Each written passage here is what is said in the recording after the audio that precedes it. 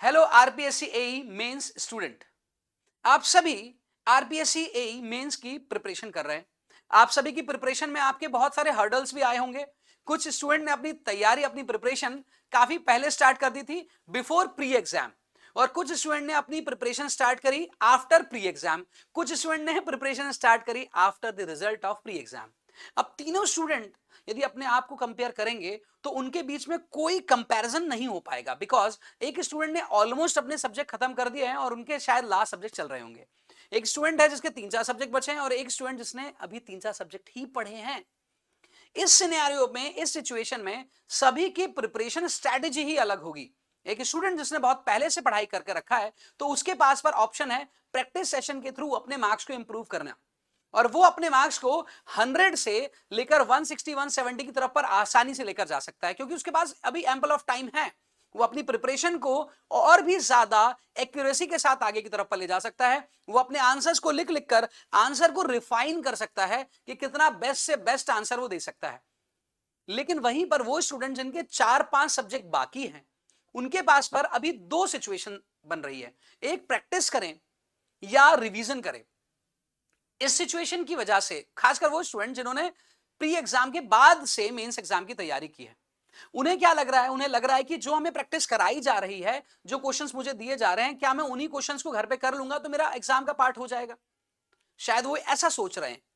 तो हाँ, चांसेस पूरे हैं कि हो सकता है, लेकिन आपके चांसेस उनसे कम हैं जो प्री के पहले से तैयारी कर रहे हैं और अच्छे से तैयारी कर रहे हैं।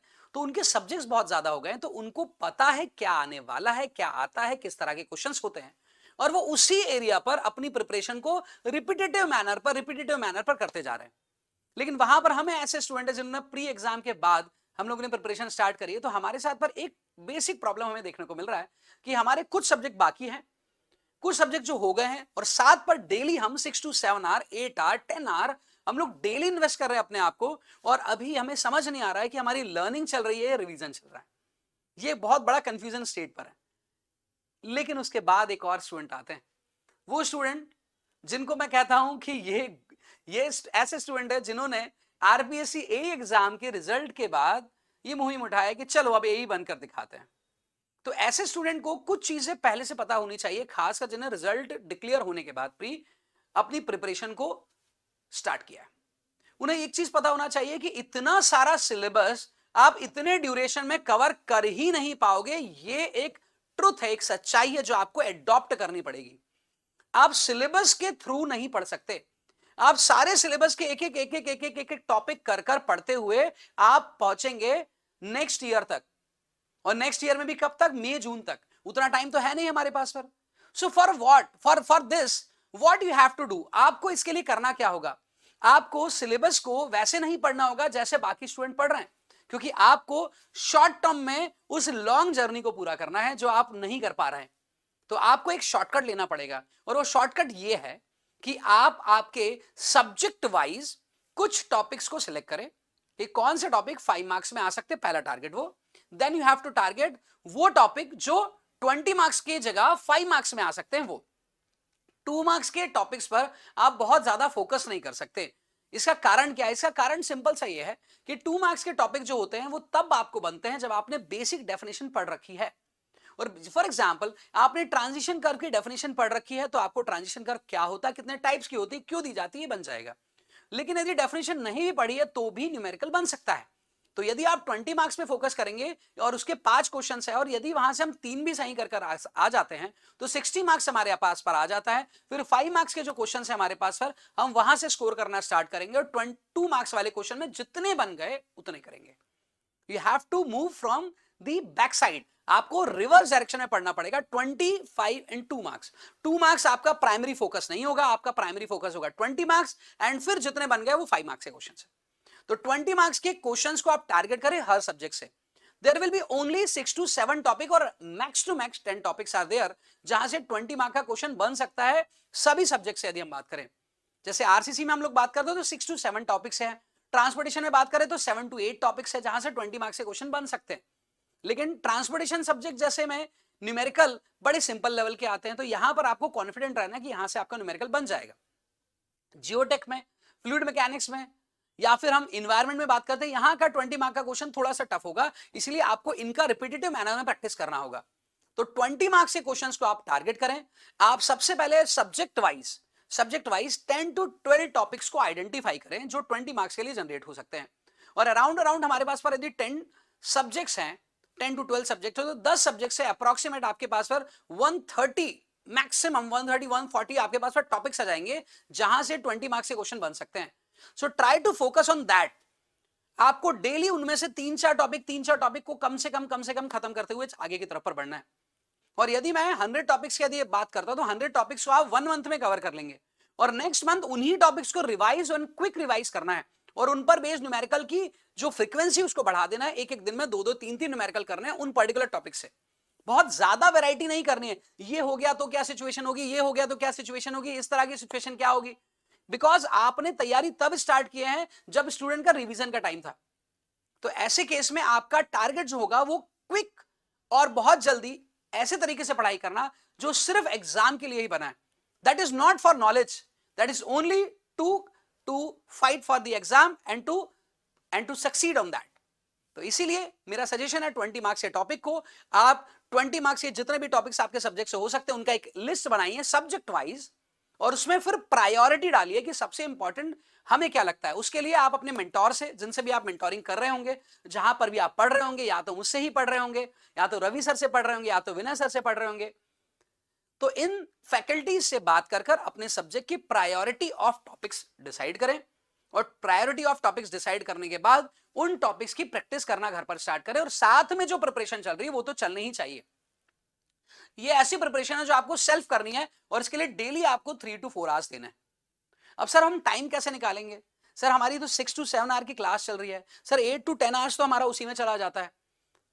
8 to 10 आवर्स जाने के बाद भी आपको 3 to 4 आवर पढ़ना पड़ेगा if you want to become a assistant engineer of Rajasthan.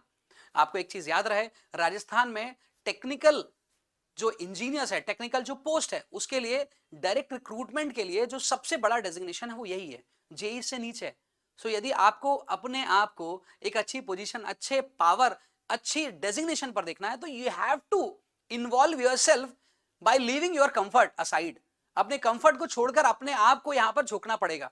Sir Hindi और सोशल एस्पेक्ट में बहुत दिक्कत आती है, वो उसको पढ़े कैसे? आपको एक चीज पता है कि हिंदी एंड सोशल एस्पेक्ट जो है, ये सब्जेक्ट आपने पहले नहीं पढ़े, तो आपको इन्हें सिर्फ और सिर्फ कंपटीशन एग्जाम को पास करने और वहां तक के लिए ही डेटा को रिटेन करने के लिए पढ़ना है। आपको इसलिए नहीं पढ़ना है कि मैं सीखना चाहता हूं उसमें से ये क्या है। You have to go with that. आपको सीखना नहीं है वहां से। तो मुझे लगता है कि ये मेरी बात आपको समझ में आ रही होगी कि कंपटीशन एग्जाम में किस तरह से अप्रोच करना चाहिए, किस तरह से अटैक करना चाहिए टॉपिक्स पर। आई होप कि मेरा जो आज का डिस्कशन है वो आपके पास तक गया होगा, आपको समझ में आया होगा कि how to reach for the cut off. जो आपका कट ऑफ है, जो आपका 80 मार्क्स का जो कट ऑफ है या 40% का जो कट ऑफ है, आप उससे थोड़ा ज्यादा 50, 55, 60% मार्क्स का ही टारगेट करें और उसी के अकॉर्डिंगली फोकस करें। 20 मार्क्स के क्वेश्चंस पर फोकस करें, वहां से आप अच्छे अच्छे स्कोर करने की कोशिश करें कि 60 मार्क्स आप एटलीस्ट टारगेट करें कि 60 मार्क्स मुझे 20 मार्क्स के एरिया से लेकर आना है, and rest I will dependent on 5 marks question, और फिर उसके बाद होगा 2 मार्क्स क्वेश्चन।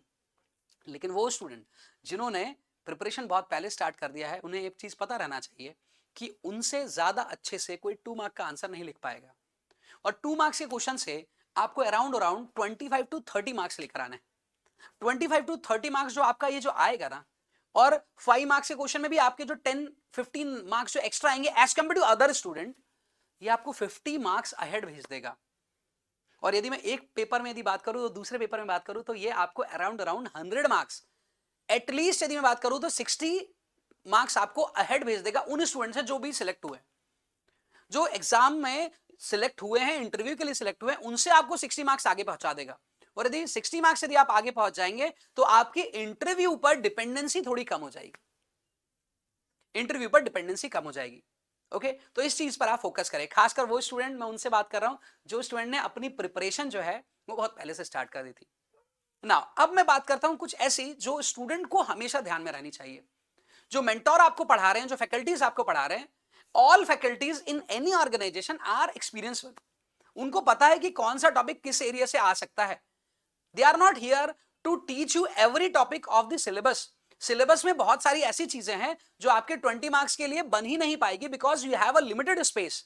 जब लिमिटेड स्पेस में यदि आपको लिखना है तो बहुत सारे ऐसे क्वेश्चन है, बहुत सारे ऐसे एरिया हैं जहां से 20 मार्क में आपके पास पर उतना पूरा का पूरा सोल्यूशन हो ही नहीं पाएगा, स्पेस कम पड़ जाएगी। लेकिन हमारा टारगेट होता है सर इसे भी पढ़ लेते हैं, ये होता है टाइम वेस्ट। ये होता है अपने आप को एक ऐसे फियर के प्रेजेंट में डालना कि हम खुद ही बाहर ना निकल पाए उससे। तो इसीलिए आपको फैकल्टी या मेंटर जो कहते हैं उसको आपको फॉलो करना है। यदि आपको लगता है कि कुछ ऐसे टॉपिक जो सिलेबस में लिखे हुए हैं 20 मार्क्स के लिए, वो आ इसलिए नहीं सकते क्योंकि वहां पर स्पेस लिमिटेड है और ये क्वेश्चन के सोल्यूशन 2.5 या 3 या 4 पेजेस में चाहते हैं, तो ऐसे क्वेश्चंस को आप सेल्फ खुद के लेवल पर अपनी प्रिपरेशन करें। ये ना करें कि सर आप मुझे ये भी सिखाओ, अदरवाइज क्या होगा, आपका जो पढ़ने का तरीका होगा वो आपको ऐसे डायरेक्शन पर लेकर जाएगा जहां आपकी मेहनत जो है जिस जगह होनी चाहिए वहां ना होकर ऐसी जगह होगी जहां मार्क्स मिलने के चांसेस कम हो जाएंगे। तो आई होप कि ये पार्ट आपको समझ आया होगा और इस पार्ट से आपने सीखा भी होगा कि सर किस तरह से अप्रोच करना है, कि अपनी स्ट्रैटेजी बनाने की बात मैं आपसे कर रहा हूं जो आपको बना लेना है जल्द से जल्द। और यदि आप चाहते हैं कि मैं आपकी स्ट्रैटेजी बनाने में हेल्प करूं तो आप मुझसे जुड़ सकते हैं निम्बस लर्निंग के प्लेटफॉर्म के साथ, जहां पर मैं प्रैक्टिस सेशन भी अभी ले रहा हूं स्टूडेंट के साथ, जहां पर प्रैक्टिस सेशन यूट्यूब पर भी लाइव होता है और निम्बस लर्निंग की ऐप पर भी लाइव होता है। वहां पर मेरे साथ प्रैक्टिस सेशन पर आ सकते हैं, क्वेश्चंस के आंसर किस तरह से लिखना है डेली बेसिस पर मैं आपको बताता हूं। 3 सब्जेक्ट में अभी यहां पर आपके साथ कंटिन्यू कर रहा हूं, जहां पर मैं आरसीसी, बीएमसी और ट्रांसपोर्टेशन कैरी कर रहा हूं। तो आई होप कि आप उस सेशन में शायद जुड़े हो, नहीं जुड़े हो तो जल्द से जल्द जुड़े, वहां पर भी मैं आपको स्ट्रैटेजी के बारे में बताता जाता हूं। चलिए तो मिलते हैं YouTube वीडियोस पर या फिर हमारी आरपीएससी एई मेंस की तैयारी के लिए।